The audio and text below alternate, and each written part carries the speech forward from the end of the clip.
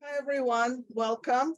It's so great to see so many new faces here at the Anton Center for Jewish Studies. Now, we host events here every Monday at 4 o'clock. We talk about the most exciting developments in the Jewish studies. And we're very excited to welcome you here today. Thank you to our in-person audience battling this weather. Thank you also to our 100 online participants who are with us. I hope you can hear us and see us well enough. So my name is Anna Shternshis. I hold the position of Alan Malka Green Professor of Yiddish Studies, and I'm the director of Anton Center for Jewish Studies. Before we begin, I'm going to read the land acknowledgement. We wish to acknowledge this land on which University of Toronto operates. For thousands of years, it has been the traditional land of Huron-Wendat, the Seneca, and Mississaugas of the Credit. Today, this meeting place is still the home to many Indigenous people from across Turtle Island, and we're grateful to have the opportunity to work on this land. Now, we're here today to attend Dr. Marvin and Sharon Gerstein Distinguished Professor Lecture Series event. Now, the Gerstein Distinguished Visiting Professorship Program began here 10 years ago. We just counted for this event. And it was designed to bring star professors in Jewish studies to teach here at the University of Toronto with a special focus on women professors, although women's studies were also welcome. And we were fortunate to benefit from this program. We had amazing courses taught at the School of Music, courses on Hebrew Bible, women on Judaism, Jewish art. And this year, this initiative supported this very special joint project between the Office of Inclusion and Diversity at the Temerty Faculty of Medicine and our center. And today we're attending, well, you're attending and we're running, the public component of this initiative, a special panel on anti-Semitism and healthcare in North America. It took a lot of goodwill and initiative, imagination, and risk to make this collaboration happen. Dr. Ayelet Kuper and I renewed our acquaintance when we both served on this task force combating anti-Semitism. And the task force itself received quite a bit of criticism because of our recommendations. However, something positive came out of this too, and that is we came up with the idea, especially Dr. Kuper, that we have to combat anti-Semitism through rigorous academic research and education program within our university, which I think is a really productive way to move forward. In this context, I would like to especially thank the Dean of Arts and Science, Professor Melanie Wooden, who will speak to us in a second. And also Professor Vince Tropper, who's sitting right there, the Vice Dean of Research of Arts and Science, who supported this initiative, believing in this project and supporting the center in this and many, many of our projects. Dr. Joanna Krongold, who is the hold of this inaugural hold of the first appointment jointly housed between us and the Wilson Center at the Temerty Faculty of Medicine, has been working on this project for now a year and a half, right? A year, and her supervisor was Dr. Ayelet Kuper. A special thanks also to our donors who some of them are here. I'm just going to name those who I see, and if I don't see you, remind me, I'll thank you after the remarks. So Sharon Gerstein is watching us online. Hi, Sharon. And thank you for supporting this and being here. I see Joseph Shire. I see Lori Shapiro here. Welcome to the center on behalf of Schwartz Reisman Foundation. Do I see Dorothy Ross? Here. Okay, maybe she'll join us a little later. We can only do, sorry, who am I missing? Oh, Dorothy, you're right here. I'm looking in front. Thank you for coming. We can only do what we do with your support. I also would like to thank the center staff, Galina Weissman, Constance Chan, Natasha Rikiki-Fried, and our work study students and volunteers who worked tirelessly behind the scenes to make, all these things work. Now it is my honor to introduce to you Dean of Faculty of Arts and Science, Professor Melanie Wooden, who will welcome us on behalf of Arts and Science.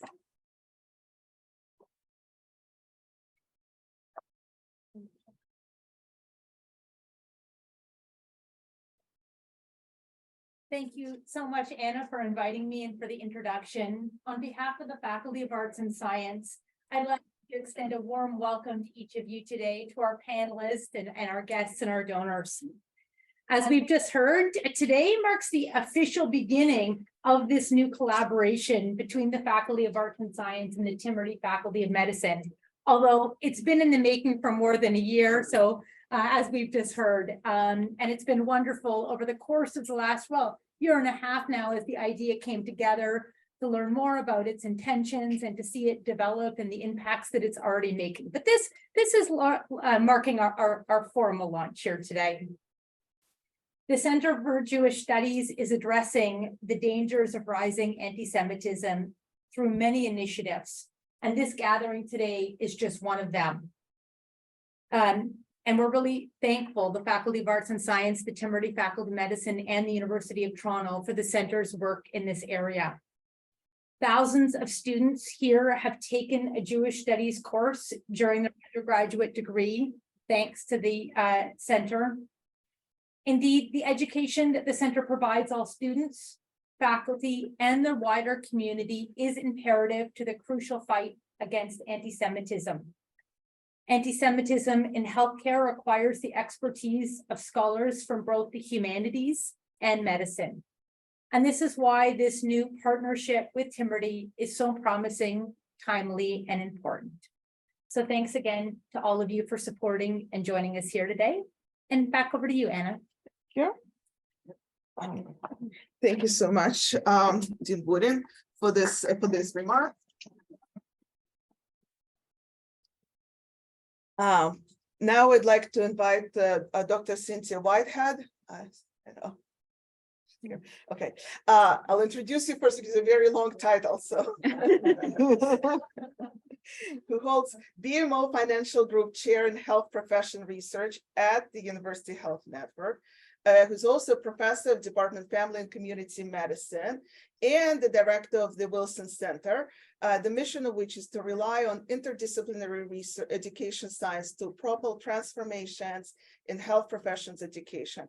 And that Wilson Center is housing that joint postdoctoral position that we have at the Center for Jewish Studies.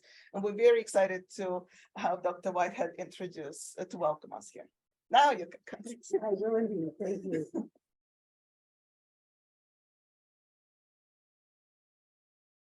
Thank you for the kind introduction. It is a true pleasure to be here and an honor to be here. I'm so happy with the ongoing collaboration. Joanna Krongold was an exceptional inaugural postdoctoral fellow at the Wilson Center and jointly at the Antisemitism Center for Jewish Studies. So she has set an incredibly high bar, and I know we are going to continue to have fabulous work through this collaboration. This collaboration is really exciting, not only between the Timmody Faculty of Medicine and the Faculty of Arts and Science, but particularly between the Wilson Center and the Antisemitism Center for Jewish Studies. I think we have enormous opportunities to really move forward some of this work collaboratively between the Faculty of Arts and Sciences and the work at the Wilson Center focused on healthcare, health professions, education research. So I think this bodes very well for the future. The work of Ayelet Kuper, you will hear more about shortly. I am privileged to call her a close collaborator and colleague. She's an associate director at the Wilson Center and the only cross-appointed member of the Faculty of Medicine at the Antisemitism Center for Jewish Studies. So you will hear more about her extraordinary work, but her work both at the Wilson Center and all the work she's doing recently connected to the Timmody Faculty of Medicine really, I think, stands us all in good stead so I'm hopeful that this collaboration will really help us move forward and make strides in combating anti-Semitism, particularly as a family doctor in the healthcare settings in which I work. Thank you, Anna, so much. It's a privilege to be here. Thank you so much. Thank you so much. In fact, I mean, I can't restrain myself. You know, when we were preparing for this event, we're talking about all these doctors coming here. So our faculty was all thinking she will bring out X-rays, she will bring out blood tests, because it's such an opportunity to welcome you all, you know, here. Don't worry. Keeping it serious. Exactly. Love the clock. But it's Canada. Anyway, so when I was thinking about the interdisciplinarity of this panel and how to introduce our speakers, first I was thinking, wait a second, we can actually hold this whole panel in Yiddish, because, you know, Joanna is, Dr. Krongold is specialist in Holocaust literature. Dr. Kuper has PhD in Yiddish studies from Oxford University, and Dr. Berger is one of the most important 21st century Yiddish poets. In fact, tomorrow he's giving a talk about Yiddish poetry in Yiddish at 1 o'clock here at the center. But for now, don't worry, we'll stick to English, and we will talk about anti-Semitism and healthcare. So I will introduce our speakers in the order that they will speak, and then they will each have 20 minutes, and then we'll have a chance to ask them questions. So our first speaker is Dr. Joanna Krongold. She holds, as you heard earlier, the Gerstein Distinguished Junior Scholar position at the University of Toronto Anti-Bomb Center for Jewish Studies, the Temerty Faculty of Medicine's Office of Inclusion and Diversity, and the Wilson Center for Research and Education. Dr. Krongold's dissertation was on young adult Holocaust literature, the topic that she's now expanding on eco-criticism and the Holocaust, and her current postdoctoral work examines historical and contemporary anti-Semitism in health professional education. And those of you who are in Toronto and have maybe remember that in October was it when the Temerty Faculty of Medicine issued official apology for anti-Semitic policies of anti-Semitism. In the past, Joanna Krongold was the lead research behind that event. Our next speaker is Professor Zackary Berger, who is an associate professor of medicine in the Johns Hopkins Division of General Internal Medicine and core faculty at the Johns Hopkins Berman Institute of Bioethics, with joint appointment in the Johns Hopkins Bloomberg School of Public Health. He has an active primary care internal medicine practice, teaches residents and medical students, teaches bioethics to trainees in a number of Johns Hopkins specialty programs. He is also staff physician at Esperanza Clinic Health Center, a free clinic serving undocumented Spanish-speaking immigrants. Other special clinical interests include the care of transgender people and the particular needs of cancer survivors. Dr. Berger is the author of 2 books for the lay public on doctor-patient communication and on patient preference in the context of medical evidence. Most recently, he is the editor of Health for Everyone, which came out in 2022, Mazel Tov, a collection of essays on making our health systems progressive. His current interests include advocating for just pandemic response, understanding the COVID-related experience of disadvantaged groups, and comparative historical analysis of community-based healthcare, and his interaction with biomedical expertise. Also, I get the parallel line as a Yiddish poet and translator, but I hope you're impressed with our mask policy, right? Yeah. Okay. So John Hopkins is impressed, so that's good. Okay. And our last speaker is Professor Ayelet Kuper, who is also an associate professor, but here at the University of Toronto Department of Medicine, practices medicine with the Division of General Internal Medicine at Sunnybrook Health Science Center. She's a scientist and associate director of the Wilson Center, and cross-appointed with the Institute of Health Policy Management and Evaluation, to the Ontario Institute for Studies in Education, and here, and Antisemitism Center for Jewish Studies. She's a child and grandchild of Holocaust survivors. She holds a doctorate degree from Oxford University in Holocaust literature, in addition to her medical training. She has been teaching about equity and inclusion within the MD program, graduate programs, and various residency programs for many years. And she sits on numerous committees related to anti-oppression and social justice for a wide range of equity-deserving groups at the Faculty of Medicine and at U of T. She's published over 90 peer-reviewed papers, many of which relate to power, equity, inclusion, and social justice, and is frequently invited to speak about these topics internationally. Between June 2022 and June 2023, she served as the Faculty of Medicine Senior Advisor on Antisemitism. Okay, so we're starting with Dr. Krongold. The title of her talk is, just a second, Antisemitism and the Jewish Quota System at the University of Toronto's Faculty of Medicine. Joanna, the floor is yours.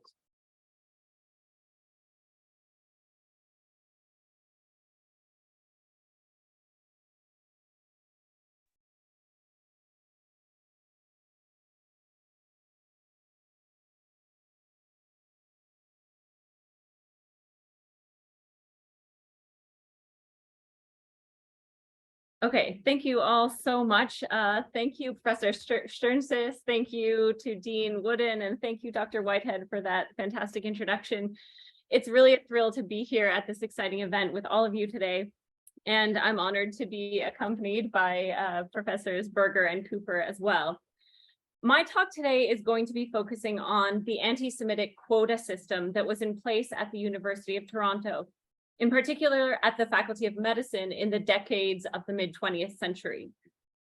These quotas were expressly designed and implemented to limit the number of Jews who could attend medical school and who could train and practice as doctors in Toronto. This policy of anti-Semitic discrimination informs and I think lays the foundation for some of the kinds of anti-Semitism that we're going to be hearing about shortly from Drs. Kuper and Berger. The journey that these Jewish doctors underwent over the course of the 20th century to become accepted members of the medical community in Toronto was by no means an easy or a straightforward one. When the first Jewish medical students were accepted at the University of Toronto in the early 20th century, they didn't have any Jewish physicians around them to act as role models. They had to create their own paths, often in the face of overwhelming anti-Semitism. Accepted attitudes and approaches to cultural, religious, racial, and ethnic difference began to change incrementally after World War II, though many institutions, including U of T, took years or even decades to embrace such a transformation.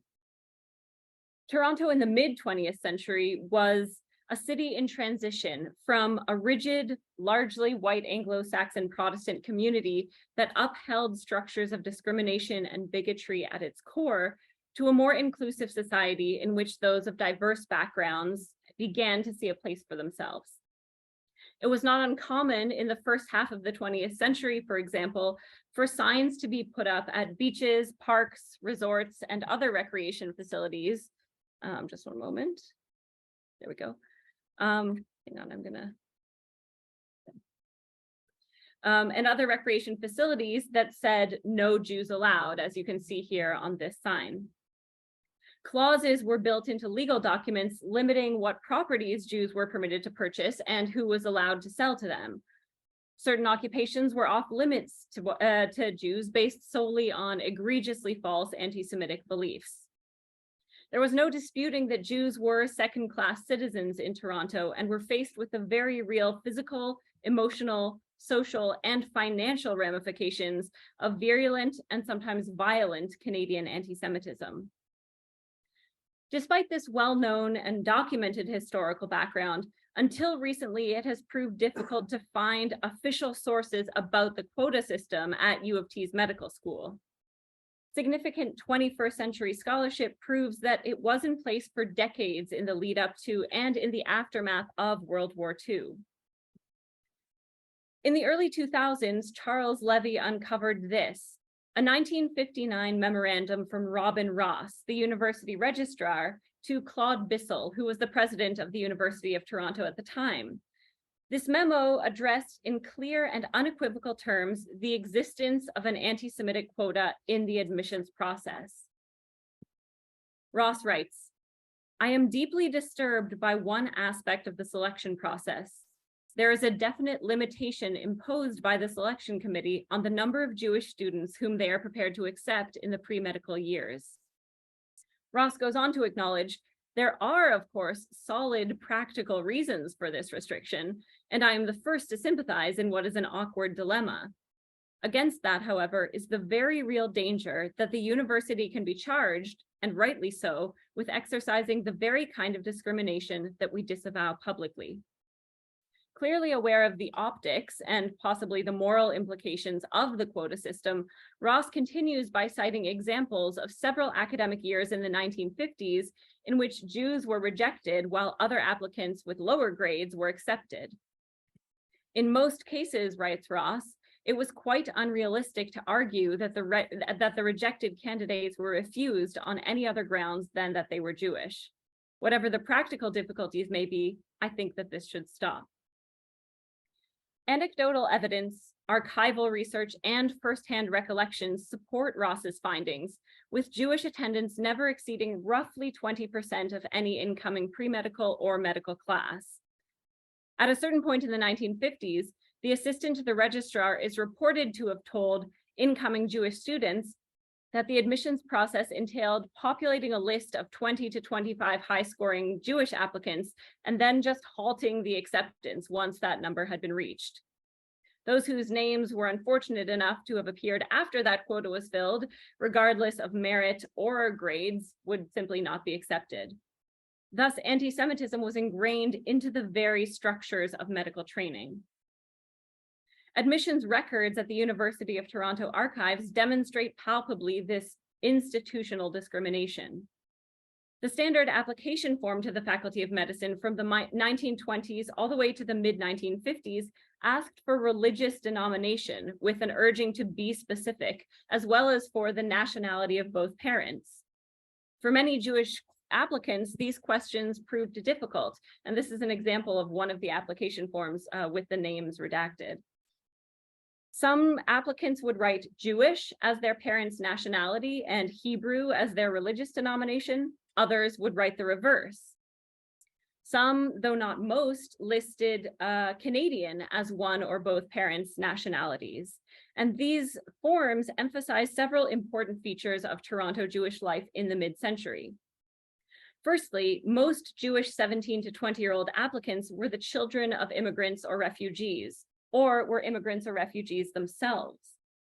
Secondly, whether they were born in Canada or not, Jewish applicants were living in the shadow of the Holocaust, as demonstrated by this applicant, who responded to a question about interruptions to his educational training by stating that his academic career had been halted by his time in a German concentration camp.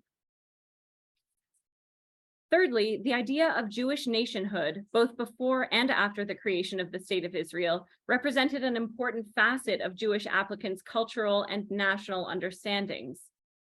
And finally, Canadian anti-Semitism affected Jewish applicants' senses of identity and ability to even fill out U of T's forms.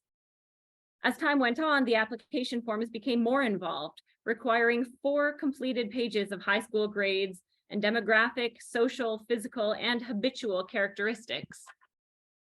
On these forms, as you can see here, there was an entire section on church societies and activities, in which applicants were asked whether they had taught Sunday school or joined the church choir. Jewish applicants devised many different ways of answering these questions, as you can see, from crossing out church and writing synagogue to simply putting NA. However they chose to answer these questions, it is clear that the system was set up in such a way as to make it obvious who the primary applicants were expected to be. No space was granted for those who might not be practicing Christians, and this obvious assumption of unity perpetuated a white Gentile hegemony at the University of Toronto's medical school. Jews were in some ways the canaries in the coal mine here, forced to endure anti-Semitic actions, both formal and informal, before shifting demographics and the influx of immigrants from around the world transformed other groups into the primary targets of discrimination in Canada. Additionally, and significantly, although Jewish applicants were expressly restricted by the quota system, women, Black people, and other perceived minorities, including Catholics, were subject to varying forms of discriminatory limitation. For example, in a letter from the secretary to the registrar at the Faculty of Medicine, dated May 25th, 1923, a request is placed to reject an applicant because, quote, when she wrote for an application, we did not realize she was colored. Colored students are a problem when they get to the hospital, and we would be glad if you could avoid accepting her application if it is possible. This overt racism was not an unusual feature of admissions practices in the 1920s, and it's important to note that anti-Semitism existed in an intersectional nexus of other forms of discrimination, including against women and people of color. The possibility of training in one of the Toronto teaching hospitals was, as this letter demonstrates, not open to those who did not meet strict racial, religious, and gender-based criteria.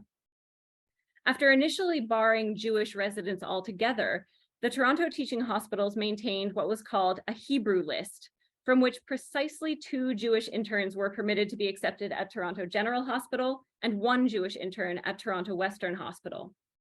This quota effectively meant that the vast majority of Jewish trainees had to go abroad, frequently to the United States or to the United Kingdom, to complete their training. Some, unfortunately, were not able to pursue this option and were forced to abandon the practice of medicine altogether. Alongside my colleague, Dr. Ayelet Lass, I conducted interviews with senior physicians who trained in the mid-century that demonstrate the very real challenges that Jewish medical students, interns, and fellows faced in Toronto when trying to become licensed physicians or to specialize in certain fields. The physicians that we interviewed, however, are the exceptions who were able, with talent, luck, and help, to overcome the anti-Semitic barriers that sought to hold them back. Of course, there are the parallel stories of those who were not accepted into the U of T Medical School, who were subject to the restrictive quota system, and who were excluded from training and practicing in medicine because of it. That's the story that we cannot paint a full picture of, and I would be remiss if I didn't mention those people as well. Many, if not most, of the doctors that we interviewed downplayed the anti-Semitism that they encountered, demonstrating both an acceptance of prevalent anti-Jewish discrimination at the time and a reluctance to draw parallels between Canadian anti-Semitism and the genocide of Jews during the Holocaust. To quote Professor Harold Troper from his powerful talk at the Tannenbaum Center for Jewish Studies last week, Auschwitz was in Poland, not Muskoka. The looming presence of the Holocaust, the epitome to many of anti-Jewish hatred, meant that these doctors in Toronto were grateful for the opportunities that they did have in Canada, tolerating casual or targeted anti-Semitism as an implicit part of normal life, normal Torontonian life. As Dara Horn wrote in the Washington Post last year, many instances of contemporary and historical anti-Semitism experienced by Jews are dismissed, ignored, or even justified because they are not the Holocaust, as if somehow anything less than the murder of 6 million Jews does not count as anti-Semitism. Jewish medical students and trainees at U of T in the 1940s, 50s, and 60s certainly experienced both subtle and blatant forms and expressions of anti-Semitism while attempting to attain their medical degrees. Dr. Bernard Langer, the groundbreaking physician who became the first Jewish surgeon appointed on staff at Toronto General Hospital, certainly encountered such impediments. We were lucky enough to speak to Dr. Langer just a few weeks before he died last year, and his firsthand story represents just one example of the ways in which physicians' memories provide a clarity that augments and supports what can be found in the archives. Their insights lend a sense of gravity, legitimacy, and personal resonance to the facts and figures. Langer recalled that the anti-Semitic quota at the medical school was understood and acknowledged by everybody. It was just accepted as the way things were, he told us. Once he got into medical school, Langer was confronted with insidious forms of anti-Semitism, originating not from his fellow students, but from the university administration itself. For example, performance prizes were given as medical students achieved various milestones in their degrees, with one prestigious prize awarded to the second-year pre-medical student with the highest grades. In 1951, the year before Langer would be in contention for this honor, a Jewish student, Dr. May Cohen, had won the prize. And Langer recalls, in my year, the year after Dr. Cohen, I had the highest marks, but there was no prize. When I inquired at the dean's office, I was told that the donor had withdrawn the prize that year. I was given no reason why. The following year, there was a prize awarded, It was just that one year that they revoked the prize. My assumption was that one Jewish prize winner was enough for that donor. Langer, along with many other pioneering Jewish doctors, had to maintain a spotless record, often required to outperform non-Jewish counterparts in order to succeed. Oops. Because I was Jewish, he said, and known to be Jewish, I had to make sure that I behaved in a way that represented the Jewish community in the best possible light. Langer's appointment at Toronto General paved the way for other Jewish students, residents, and doctors to be taken into training programs and onto staff at Toronto hospitals beyond Mount Sinai, despite the continued presence of quotas and restrictions well into the 1960s. In fact, there is no definite and conclusive date on which the quota system was removed from admissions procedures at U of T's medical school. It is unclear when or even whether there was a response from the administration to Robin Ross's initial memo that I showed from 1959. However, 5 years after that, in 1964, Ross sent out another letter, this time to the heads of all divisions and registrars at the medical school. This 1964 letter states that questions of race and religion should be removed from all university forms pertaining to admissions, competitions, awards, support, or any other kind of university selection. Anecdotal evidence suggests that the elimination of the quota system did not take effect immediately, but this was a move toward its eventual abandonment. And just last September, the Dean of the Faculty of Medicine and the CEOs of the major Toronto hospitals issued a formal apology for the anti-Semitism perpetuated by their institution's quota systems. Interviews, as well as archival and secondary research, demonstrate the resilience and tenacity of Jewish doctors who went through medical school and training at U of T and at its associated hospitals in the mid-20th century. They faced at times discrimination, systemic discrimination, subtle and overt forms of cutting anti-Semitism, and a quota system designed to impede their education and careers simply because they were Jewish. Thank you.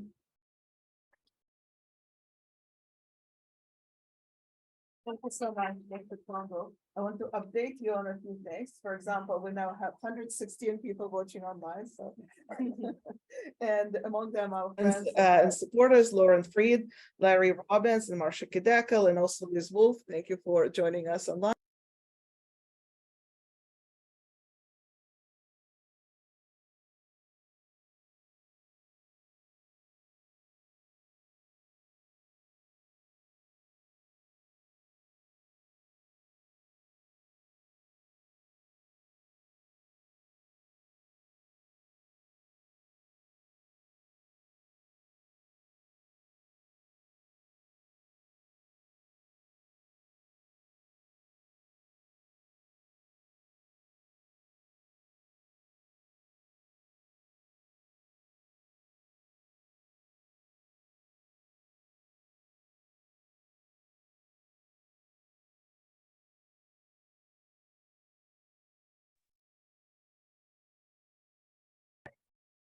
Do you want to come? Do it now. Can you think about it exactly?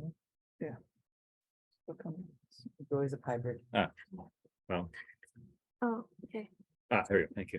So let me reiterate the gratitude and satisfaction expressed by the other panelists and by the distinguished introducers. It's a great pleasure to be here with real live academic experts of anti-Semitism, Dr. Krongold and Dr. Kuper. I should also mention that it's an interesting and fortuitous coincidence that Dr. Kuper and I were on a recent panel of academic internists about disinformation. And I'm not going to talk about disinformation, but I'm going to talk about the institutional history of anti-Semitism and how it interacts with the history of Jewish hospitals and the COVID pandemic in the US. As so many US speakers, I'm going to be US centric today. Unfortunately, my knowledge doesn't extend that much to the Canadian history.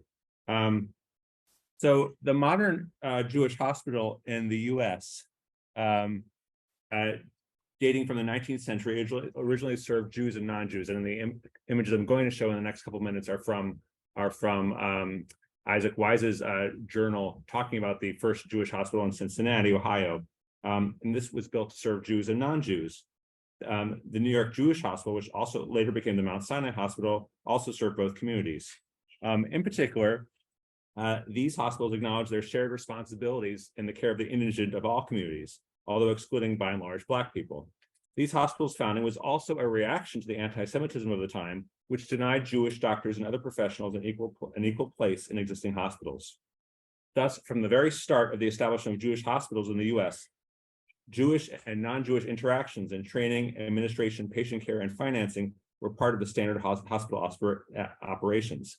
In the 1910s and 1920s, the Great Migration of African Americans from the southern to the northern US was met with racist violence in northeastern cities, and also increased the proportion of non-Jewish patients cared for by these Jewish hospitals. Jewish fraternal and communal organizations in the US supported the hospitals which tended to their members. Jews began to migrate to the suburbs, and their hospitals stayed behind, taking care of some immigrants, but also segregated and racialized African Americans.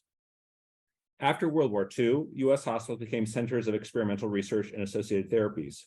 US American medical institutions began making use of surrounding, mostly Black populations as research subjects. And here I have a couple of examples of leading medical researchers who worked with vulnerable populations, mostly African American populations in the US. This same period saw an even tighter connection of American Jewish philanthropy with the capitalist state and liberal economy. Jewish philanthropies became mechanisms to accumulate capital tax-free. Hospitals became less attractive as philanthropic investments, especially smaller hospitals, which found it difficult to compete. As a result, Jewish hospitals either lost a particular Jewish affiliation, closed, or became implicated in the model of the post-Flexner model, that is the new model of American education in the US, which emphasized medical schools as research institutions. I should definitely say that some Jewish hospitals in the US exist as exceptions to these phenomena, and the history of these remaining Jewish hospitals remains to be written. While the original Jewish hospitals served both the Jewish and non-Jewish communities, Jewish hospitals entered into the latter part of the 20th century without explicitly distancing themselves from the segregated healthcare system of the US. According to the US Hill-Burton Act in 1947, equitable funding of white and Black hospitals was legally mandated but not followed in practice, disparities that would only be reinforced in the 20th and 21st centuries. In 1963, a Jewish hospital in the US served symbolically and concretely as the first legal example by which the Hill-Burton Act was found to contravene the Equal Protection Clause of the 14th Amendment to the US Constitution. Moses H. Cone Memorial Hospital in Greensboro, North Carolina, was sued by the NAACP by refusing to treat a patient of George Simpkins, seen here, a dentist and NAACP leader.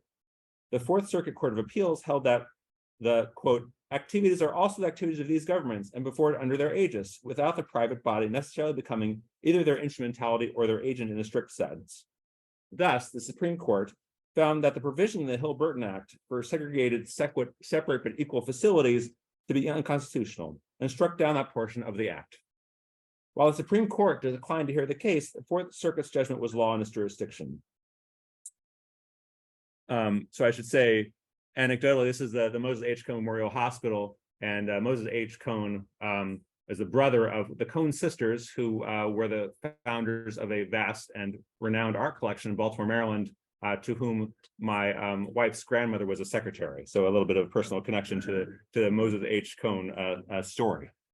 By the late 20th century, existing community hospitals were confronted with new challenges, and many cast their lot with for-profit networks or academic medical centers, pursuing similar models, doubling down on research funding, vertical integration, and finding other institutions to care for the poorest, and in many cases, the Black residents of their cities.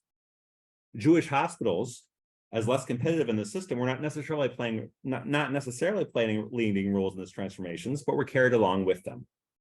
US Jewish organizations, particularly philanthropic organizations, have played a role in the internal organization of the US Jewish community, creating a framework where the meanings of American Jewish identity and social responsibility are negotiated, debated, and improved. Now I'm going to talk a little bit about COVID, anti-Semitism, and health. Moshe Postone posited that contemporary anti-Semitism has its roots in a fetishistic anti-capitalism, searching for a single source for the ills born of that system. His theory covers some manifestations of contemporary anti-Semitism in the US, but not others. Different manifestations of anti-Semitism reflect what is broken in the current political and social arrangements in the US. Specifically, in US right-wing circles, COVID has been blamed on the Jews. So how I call out this? There we go. Seen as yet another example of world domination by those with financial and political power.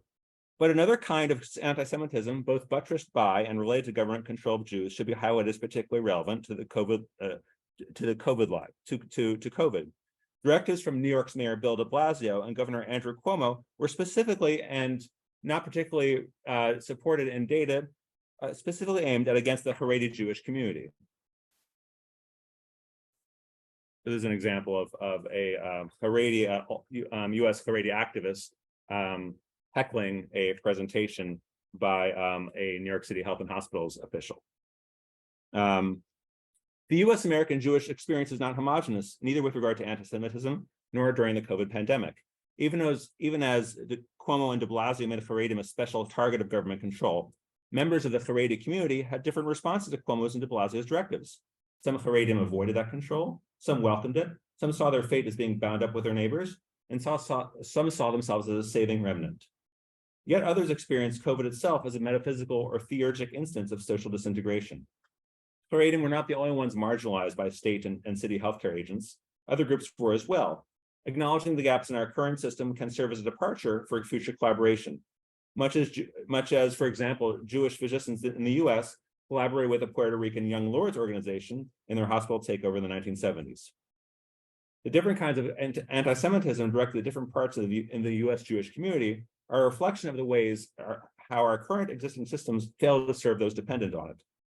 Much as it would be mistaken to say that US Trumpism was a phenomenon of the most vulnerable, it would be a mistake to say that anti-Semitism in the US is the fruit of poverty or disenfranchisement, but it is the product of dysfunction and a deep-seated suspicion of those in power. One necessary reaction to anti-Semitism is to understand and talk about what Jewish life is actually like. There is some peer-reviewed research around the experience of non-Haredi Jews during the COVID-19 pandemic in the US, focusing on their individual experiences and their religious lives, but less focusing on the economics and social organization of US American Jewish life outside of ultra-Orthodox circles, their medical experience and how they're made decisions. Regarding ultra-Orthodox Haredi Jews, much of the information seen in the lay literature about Haredi experiences around COVID is ill-informed. Articles in the press considered it outlandish that Haredim would consider it obligatory to go to minyan.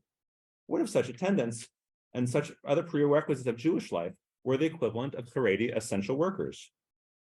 So we need to consider Haredi workers as workers in the full sense, whose needs and whole person interests matter, not just as a source of labor. Previous sociological work considers various categories of Haredi workers who lack a current categorization of Haredi life in the peer-reviewed literature. Most likely, the most reliable places to find that information include qualitative data yet to be analyzed, internal Hasidic accounts, or unofficial blog posts. A more granular categorization of what the activities of Haredi adults are like and which workers are essential to Haredim self-depiction would help flesh out this comparison to essential workers among other US groups. The main reason, of course, why we cannot apply the category of essential worker to Haredim is this: essential workers in the US context as well as globally are exploited as part of a system of racial capitalism. How the essential workers of Haredi society, both in commercial, religious, and community service enterprises, have been made to work during the pandemic, and how the pandemic has changed, exacerbated, or affected concentrations of wealth and power has yet to be clarified. There are multiple testimonies regarding Haredi teachers who would not diverge from their usual teaching schedules. But apart from ideological commitments, which are often presumed or attributed to a group or groups in homogeneous fashion, we don't know enough about the decisions of individuals and which incentives they're operating under. So we need to integrate understandings of Haredi society from various realms, including the sociologic, economic, and ethnographic, with an appreciation for how public health authorities in the US found these communities, quote, unreachable, but in heterogeneous ways, depending on setting, time, stage of the pandemic, and individual. Such interactions between public health authorities and Haredim, and the latter displaying explicable or even healthy mistrust, are another way of understanding anti-Semitism during COVID-19 in the US.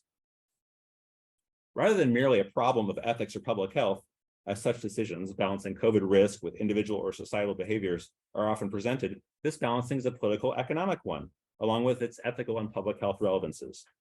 In order to fully consider how a Haredi Jew might best defend their cultural and religious practice against outside authorities that would restrict them in the name of public health, one must understand on the basis of contemporary accounts and justifications by Haredim and outsiders how these practices are organized, incentivized, and reproduced, and for the benefit of whom. And such similar organizations, similar considerations apply for the entire US Jewish community, of course. The COVID, so that's an image from a Haredi journal called Der Wecker, which displays a Haredi Jew wearing a mask incorrectly. This is a deliberate showing on the part of the journal, which devoted a 20 or 25-page article to how the internal Haredi public health systems were both disadvantaged by lack of expertise on their part and disadvantaged by selective application of restrictions on the part of city and state governments. The COVID-19 pandemic has highlighted the ways in which municipal, state, and federal agencies have failed to address the inequities of present-day health systems. Communities themselves, as alternative organizing centers outside these agencies, might redress the inequities of present-day health systems with potentialities for solidarity and collaboration, supplementing a scientific model of medicine and healthcare. Community-centered models of care, most influentially introduced in the U.S. into the U.S. of the 20th century by the Black Panther Free Clinics, seek to bring expertise to the community on its own terms. This requires bringing the benefits of biomedicine to those who customarily have not seen them. How the Jewish community is engaged in healthcare for itself in its diverse subcategories, and for others, engage these questions of community and expertise-centered approaches. If the federal and state agencies have not equitably implemented a pandemic response, is there a way in which different communities can work together to make all U.S. residents the subject of effective public health interventions? Jewish organizations can also answer this question. What should be the relationship between the Jewish and non-Jewish communities and non-Jews? How should the Jewish community govern its own healthcare, and what are its obligations to selective communities? In order to give a range of possible answers to such a question, there needs to be a serious consideration of the history of the U.S. Jewish community and how the current relationship of U.S. Jews to Jewish and non-Jewish institutions came to be this way. And I'm going to close with a demonstration of a fact that any U.S. Jew knows, and that is that the U.S. Jewish community is characterized by considerable inequity from an economic perspective, and how the inequitable responses and resource distribution on the part of U.S. Jewish organizations plays into the dysfunction of systems, which goes side by side with anti-Semitism.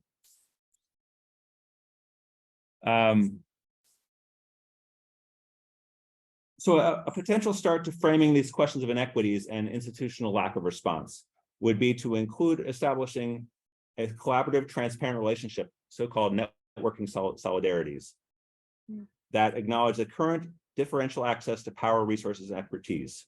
Such solidarities would also recall the history of U.S. Jewish healthcare and its service to, as well as interaction with non-Jews. So I'm going to close with a quote from a journal article, which really takes as a point of departure anti-Asian racism during the COVID-19 pandemic. And this article, which I'm not going to read the slide word for word, but it makes the point that anti-solidarity and anti-racist activity sparked by or made necessary by the COVID-19 pandemic cuts across, as Dr. Krongold pointed out, intersectionally cuts across different racial and ethnic groups. So speaking not just descriptively, but also normatively, it is incumbent upon the Jewish community, at least in the part I know best, in its US instantiation, to work in solidarity with other groups, because anti-Semitism comes not, at least in the US pandemic mode, from a specific US Jewish COVID-related experience, but by inequities and systemic failures to respond that affect multiple groups. Thank you very much. Thank you so much, Dr. Berger. And now we're going to hear from Dr. Ayelet Kuper. The talk is entitled "Reflection on Addressing Antisemitism in a Canadian Faculty of Medicine." Just gonna get the slides. Okay. While you're getting the slides, I'll entertain you with the information that our chat is exploding with questions. I'm going to group them into groups, but if you have questions, we will have a chance to ask them later. So, you ready? And muted, working, yes, excellent, okay. Hi, everyone. So a few weeks ago, I was, take my mask off, there we go. There you can hear me better. A few weeks ago, I was preparing for an upcoming meeting of the Temerity Faculty of Medicine's Diversity Advisory Council by quickly skimming through the minutes of the previous meeting. And that should have taken all of 2 minutes, but I was stopped in my tracks by a small comment related to the council's terms of reference, noting that there had been a language update and that we would now be talking about equity deserving groups instead of equity seeking ones. And this was, of course, not the first time I'd seen either of those terms, nor was I unaware that there was a shift happening between these discourses. Language shifts all the time. And in the equity-related space, it has been shifting particularly quickly lately. Over the past decade in medical education, for example, we've moved from talking about diversity to talking about equity, and then to talking about inclusion, and then to umbrella terms like EDI and EDIIA, and also to talking about anti-oppression and social justice, all of which are quite different things. But somehow the official nature of this particular language update made my mind start swirling. What, I wondered, makes a group deserving of equity? If there are some groups whom we describe as equity deserving, there must be groups who aren't. Who gets to decide? And what happens to those equity seeking groups who are deemed as not equity deserving? While I find all of these questions fascinating as a social scientist who likes to think and write about theory, those aren't wholly or even primarily theoretical questions. The ways in which the answers to those questions have been playing out in our academic and healthcare institutions have already had significant negative impacts on me, on my Jewish faculty and staff colleagues within the Faculty of Medicine, on our Jewish learners, and perhaps even on our Jewish patients. There are certainly many non-Jews in the Faculty of Medicine who do not hate Jews and who do not want harm to come to Jews. And there are even some who are actively working to learn more about anti-Semitism in order to be better allies to Jews. I see some of those people here today. However, it is my personal experience that there are an increasing number of people who work in my faculty and at the university who do not believe that Jews are worthy of equity, equality, or even of basic human rights. It is also my experience that the most vocal of those faculty members are active in promoting equity and human rights for other groups, sometimes as individual advocates, but often as leaders or as educators in the EDI space. This issue of open anti-Semitism in some anti-oppression circles has come to particular prominence in the United States and Canada over the past 10 to 20 years. While the images of Jews and other minoritized groups standing in solidarity during the civil rights era, exemplified by many by this image of Rabbi Abraham Joshua Heschel marching at Selma alongside Martin Luther King, might have been rosier than the reality on the ground, there was still a sense during the second half of the 20th century that Jews were part of the broad social justice coalition. As happens with many social movements, the major shifts in this perception seem to have begun in large part on university campuses across North America. First among students, and then as those students grew up and got jobs among faculty members and members of various professions. Not surprisingly then, over the last few years, I've heard from many Jewish Faculty of Medicine colleagues who have had long careers doing wide-ranging social justice work in healthcare, but who have come to realize that they are no longer welcome in certain EDI-oriented spaces as Jews. And that if they want to stay and continue to do work on behalf of marginalized learners, patients, or communities, they will either have to repudiate their Jewishness in order to be accepted or put up with ongoing anti-Semitism. Again, this is not unique to our Faculty of Medicine, and this is not coming from the top. This is not a directive from our deans or a faculty policy.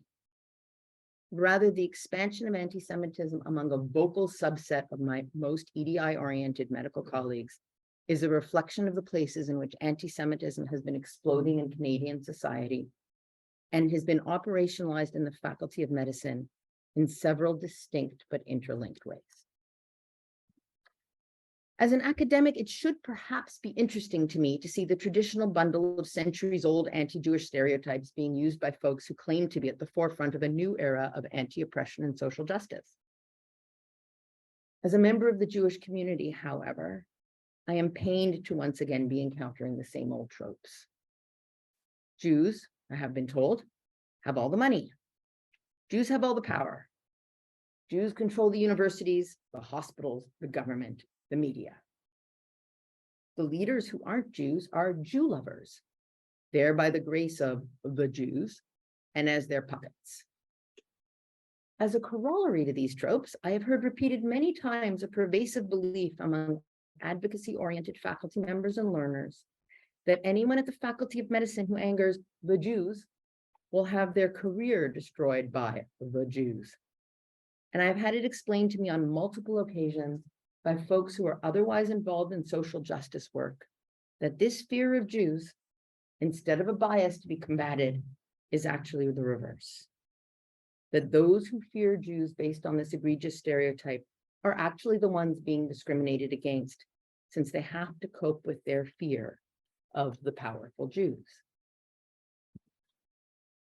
While these particular stereotypes date back centuries, other prevalent beliefs within the Faculty of Medicine define Jewish power in more contemporary terms related to race.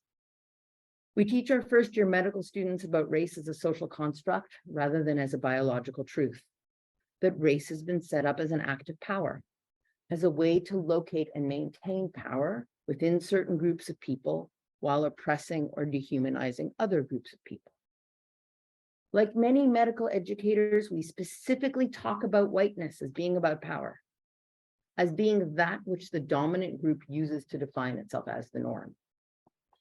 However, we make it clear that there's nothing inherent in skin color or any other physical feature that makes it this sort of dividing practice, since it was simply decided to be important by a group of powerful white Europeans, almost all of whom were also male, Christian, cisgender, and heterosexual, as part of a tactic to improve their own wealth and status and that of their nation states in the colonial era.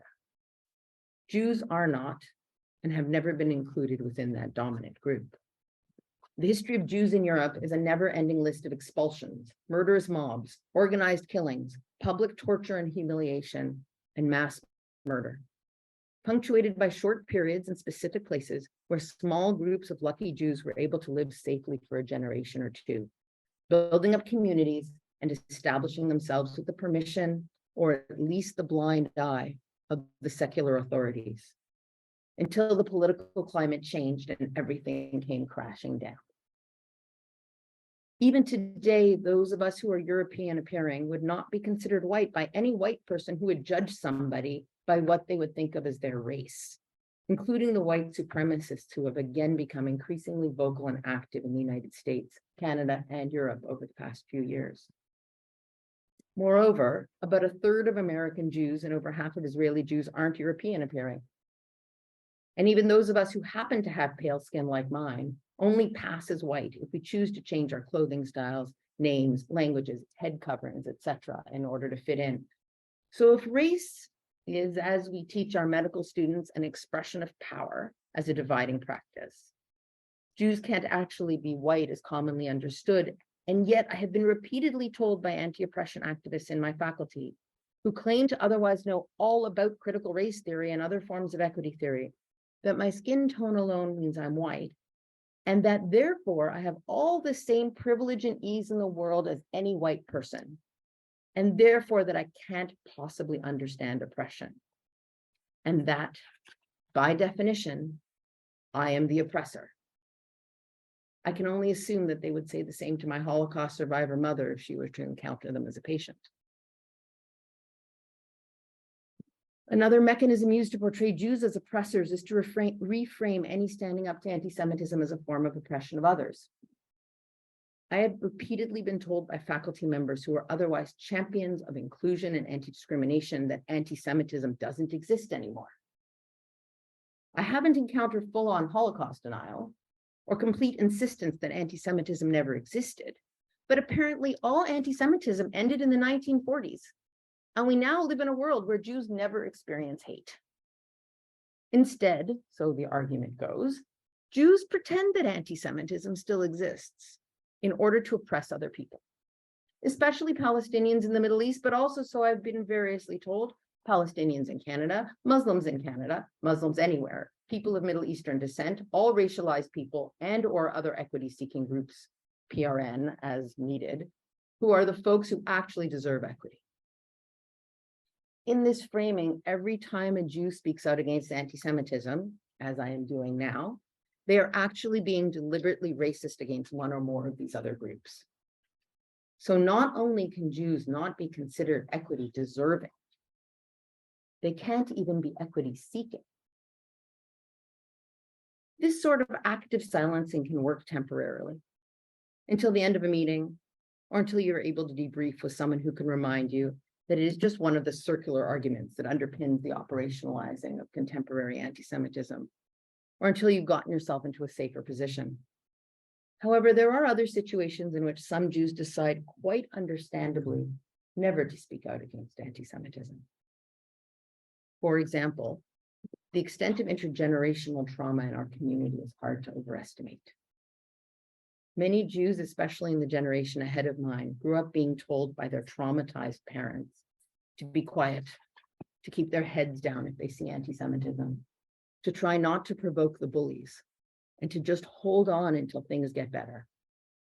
And there are still Jews of that generation in our non-Jewish institutions, including in academia, who continue to rely on these trauma-derived strategies for how they react to anti-Semitism.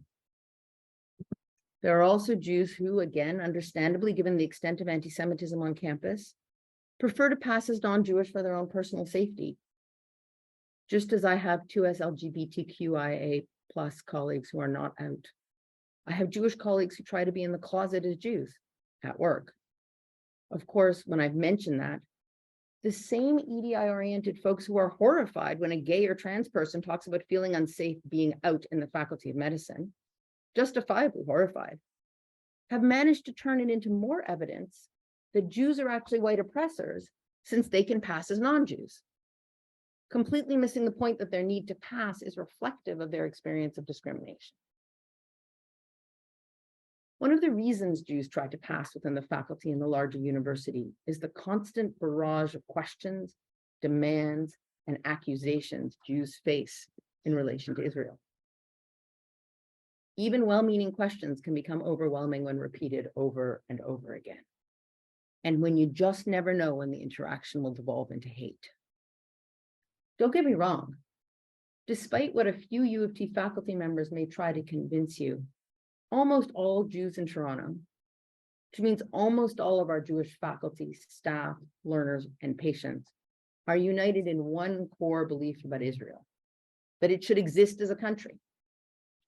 This belief is so normative within the Jewish community that the questions on Brim et al.'s influential 2018 survey of Jews in Canada evidently took Israel's right to exist for granted. Brim did, however, find that 86% of Canadian Jews believe caring about Israel is either essential or important to being Jewish, that only 8% of Canadian Jews describe themselves as not being emotionally attached to Israel, and only 6% of Canadian Jews believe Canada is too supportive of Israel.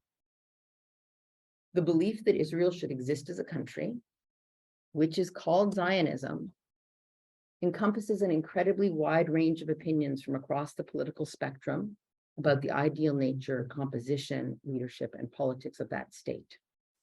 With many staunch Zionists supporting things from supporting the present government to supporting the creation of a Palestinian state alongside Israel, advocating for reparations for Palestinians, and loudly protesting specific Israeli government policies. Somehow, however, despite Zionism being a core tenet of the Toronto Jewish community, as it is of Jewish communities worldwide, when a tiny number of Jews have insisted that Israel should not be allowed to continue to exist, their claim to speak on behalf of Jews more generally has been accepted as legitimate by an array of EDI folks within the University of Toronto and the Faculty of Medicine. Of course, those Jews have the right to speak as individuals, but why are they being treated as a legitimate voice for the Toronto Jewish community? In contrast, While I am aware that there is a small number of people who identify as 2S LGBTQIA+ who object to trans people being allowed to transition, and a small number of Black people who object to contemporary anti-racism theory and practice, I haven't seen those marginalized voices centered anywhere in the Faculty of Medicine or its affiliated institutions. So why do we take a different approach for Jews?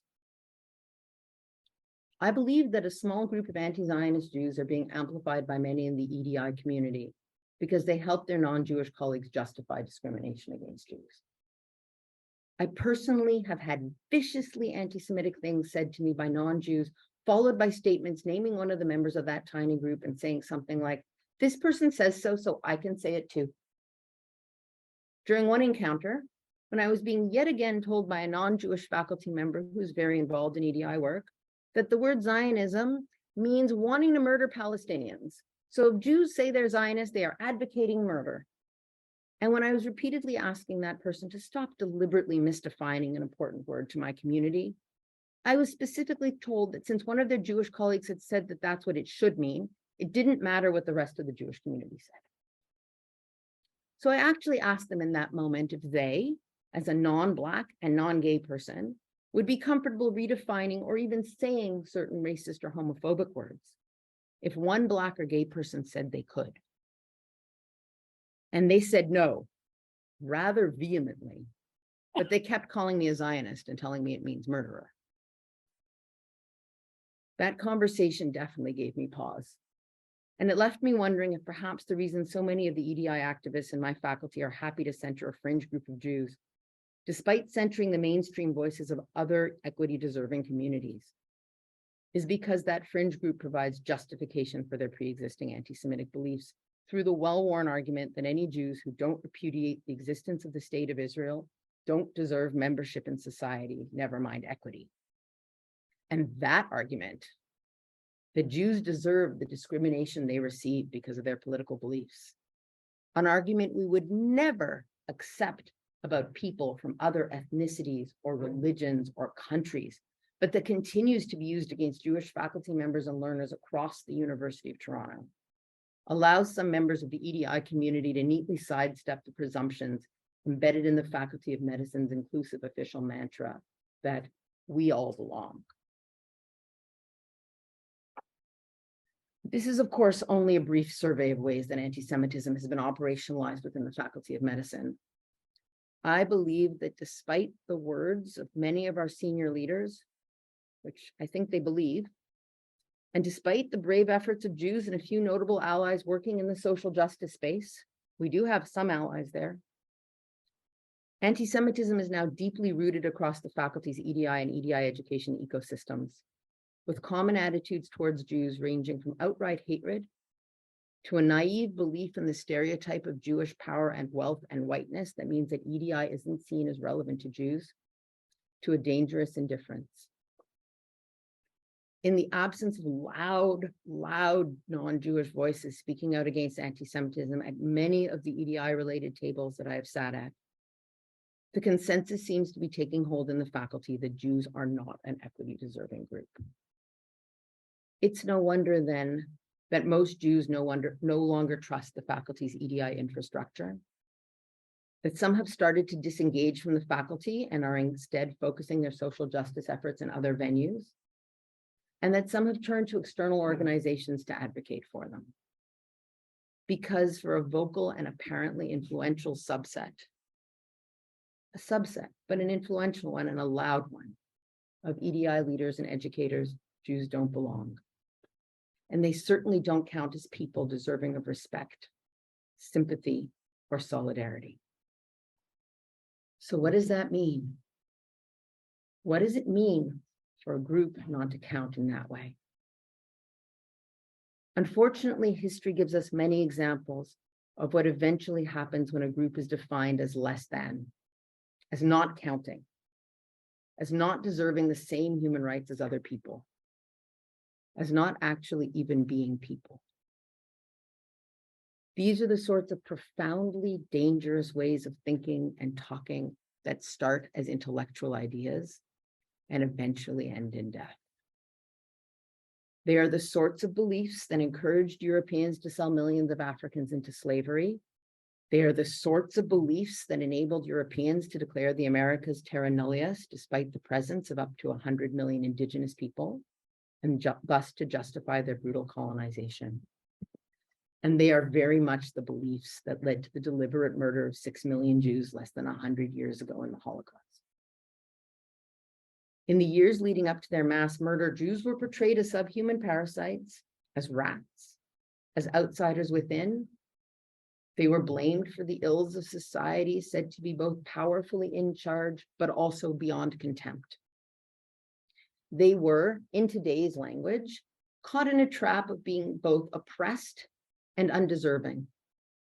First of equity and of solidarity, and eventually of the most basic human rights.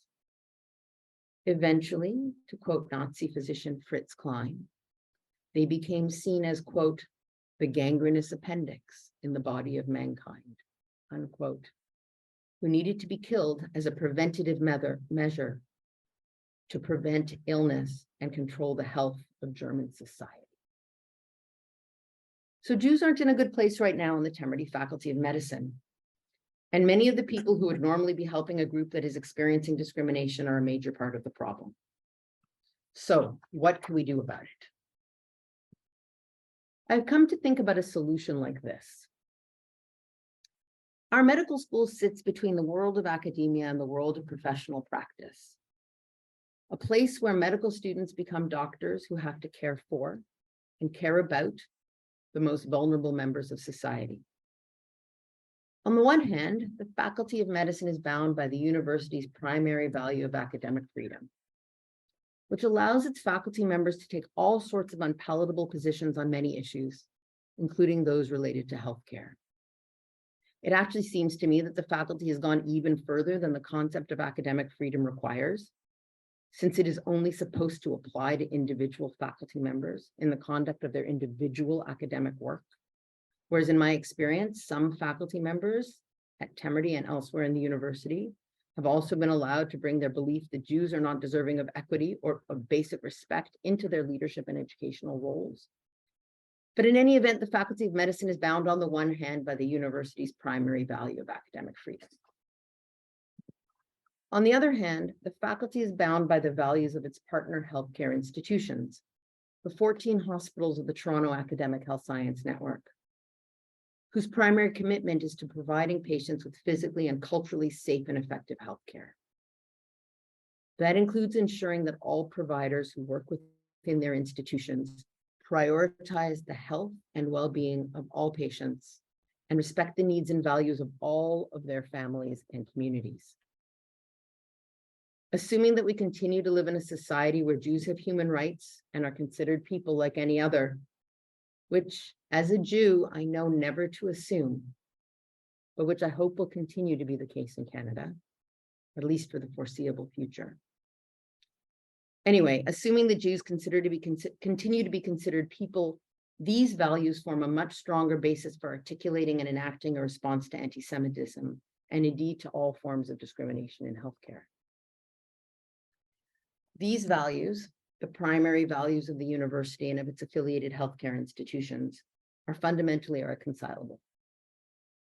At some point, the medical school will have to decide which of these irreconcilable values to uphold. In the interim, I will continue to speak my mind within the university, knowing that I speak for many scared Jewish colleagues and learners. And I will also continue to engage with our hospitals, knowing that the Jewish community has to rely on them to uphold their institutional values and thus continue to keep Jewish patients safe. And I say thank you.